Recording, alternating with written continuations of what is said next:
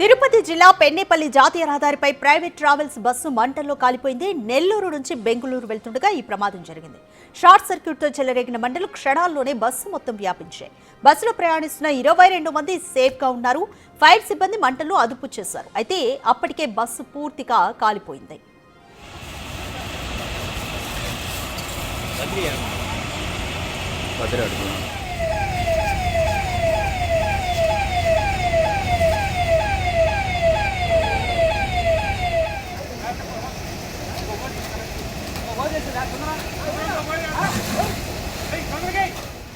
Red more details మా ప్రతినిధి సురేందర్ అందిస్తారు. Red Surendra, Pennepalli national highway పైన ప్రైవేట్ ట్రావెల్స్ బస్సు మంటల్లో కాలిపోయింది. 22 మంది ప్రయాణికులు అయితే సేఫ్ గా ఉన్నారు. బట్ తరచూ ఈ మధ్య చూస్తూనే ఉన్నాం ప్రైవేట్ ట్రావెల్స్ బస్సులు అగ్నికి ఆహుతవుతున్న సందర్భాలు కూడా. సో కంప్లీట్ డీటెయిల్స్ చెప్పండి.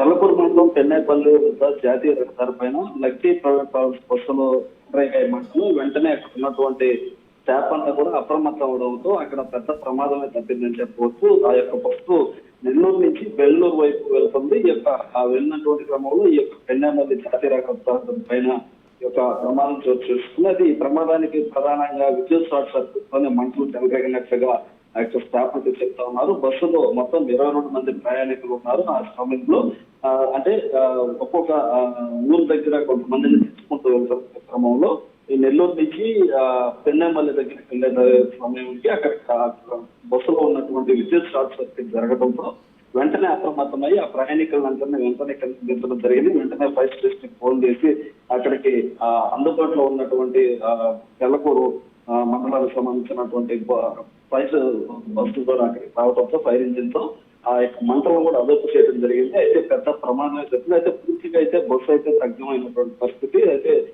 వెంటనే అక్కడికి వచ్చినటువంటి ఫైర్ సిబ్బంది స్పీడ్ గా రావడంతోనే కొంతవరకు బస్సులో ఉన్నటువంటి సామాను ముక్కాల వరకు కాలిపోయినప్పటికీ ప్రయాణికులను అయితే కాపాడగలిగారు. బస్సు మాత్రం అయితే పూర్తిగా దగ్గరైంది. అది ఇటీవల మనం చూస్తా ఉన్నాం. ప్రైవేట్ ట్రావెల్స్ బస్సులోనే ఎక్కువ యాక్సిడెంట్లు జరుగుతూ ఉన్నాయి.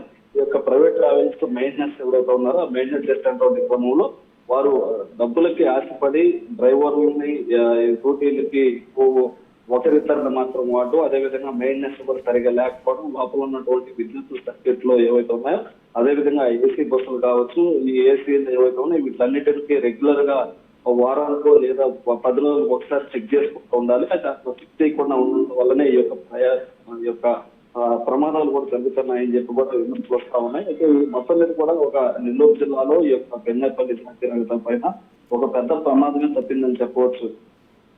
Right, thank you Surendra. Tirupati జిల్లా పెన్నేపల్లి నేషనల్ హైవేపై ఒక ప్రైవేట్ ట్రావెల్స్ బస్సు మంటల్లో కాలిపోయింది. అయితే నెల్లూరు నుంచి బెంగళూరు వెళ్తుండగా ఈ ప్రమాదం జరిగింది. అయితే షార్ట్ సర్క్యూట్ తోనే జరిగిందన్నట్టుగా భావిస్తున్నారు.